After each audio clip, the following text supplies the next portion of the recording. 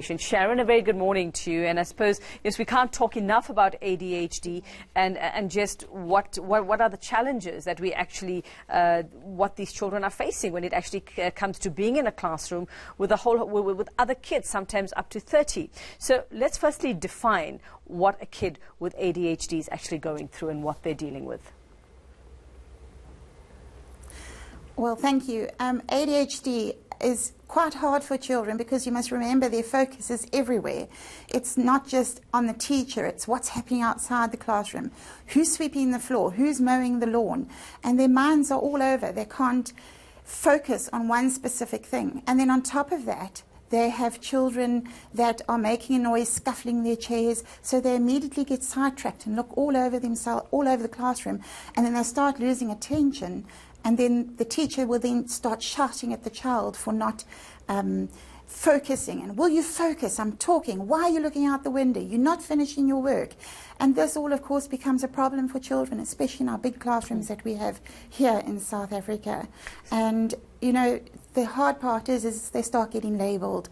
And then as soon as a child is labelled, their confidence decreases, and as a child's confidence decreases, so they slip further and further back into a whole different world that they feel they don't fit into. So Sharon, I mean, how do we actually equip our teachers, how do we equip our parents to actually deal with a child or cope with a child with ADHD? Because, you know, I suppose a couple of years ago we would have said that a child with ADHD needs to be in a different environment, needs to be in a special environment, but that doesn't have to happen now in 2019, does it? That's correct. The hardest part for any parent to accept that something is wrong with their child.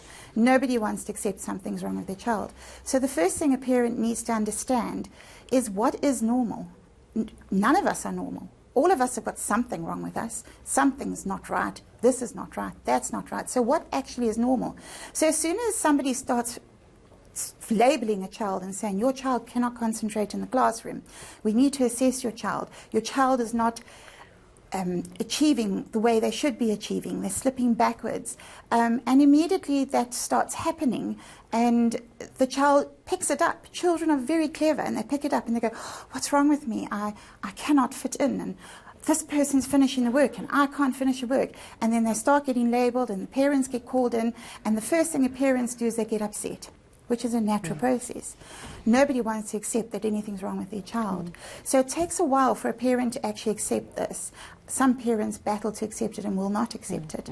Now, some teachers battle with it because they themselves have got big classrooms. We don't have teachers' assistants. If we want teachers' assistants, very few schools have. Then the parent usually has to pay for the teacher's assistant.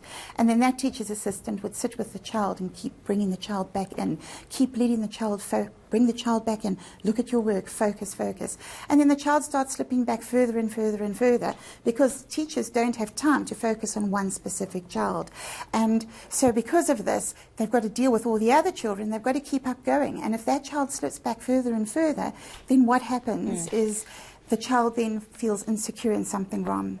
And then the parent gets called in and the parent gets told your child is not focusing, and then straight away the parents get upset, and it's just so hard for any parent to accept that their child is being labelled. Sharon, if I can ask you very, very quickly for us, because we are out of time.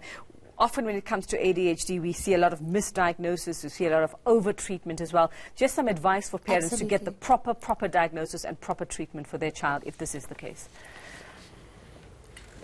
That's correct. It's so important to remember that ADHD, it comes in three forms. You've got your ADHD-I, which is your inattentive, which is one of the hardest ones to diagnose. Then you've got your ADHD, which is HI, which is a hyperactivity. And that child, you can almost think is the Tigger. You know, Tigger from Winnie the Pooh, bounces all over the show. And then you've got the combined ADHD. So what happens is the teacher is not allowed to diagnose. We are not doctors.